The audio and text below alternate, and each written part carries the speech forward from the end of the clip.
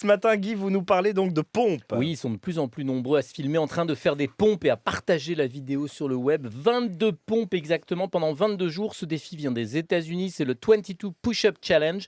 Il s'agit d'une action très sérieuse pour faire parler des vétérans et des militaires atteints du stress post-traumatique. Le chiffre 22 qui part d'une étude terrible menée en 2013 qui révélait que chaque jour, 22 vétérans américains se suicidaient.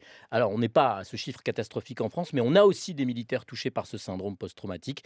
D'où ces 22 pompes par jour pendant 22 jours, en passant à chaque fois, et c'est ça qui est drôle, le relais à un ami différent. Alors, si je vous en parle ce matin, c'est pas parce que je les ai faites devant Sophie Bria. J'atteste, il les a Voilà, faites devant moi, même 23 pompes. Voilà, j'en ai même fait 23, mais c'est parce qu'un candidat déclaré à la D'ailleurs, c'est pas joli, présidentielle joli, c'est tout. a relevé le défi, Fabienne Sintès. C'est le seul à ma connaissance. J'ai découvert sur plusieurs sites la vidéo du député des Pyrénées-Atlantiques, Jean Lassalle. Il veut être candidat, il marche pas seulement dans la France profonde. Il a enchaîné ses 22 pompes, d'où une idée et même un défi.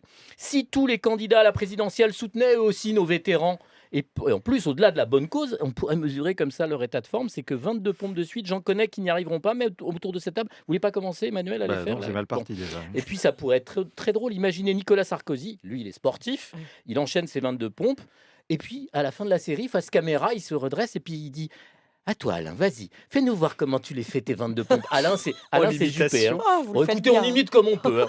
Laurent Gérard, il travaille pas ici. Alors on peut aussi imaginer dans le camp adverse Benoît Hamon qui est très affûté, suggérant à François Hollande, pas encore candidat, mais beaucoup moins affûté, de relever le défi. Et Marine Le Pen, est-ce qu'elle les fait les 22 pompes?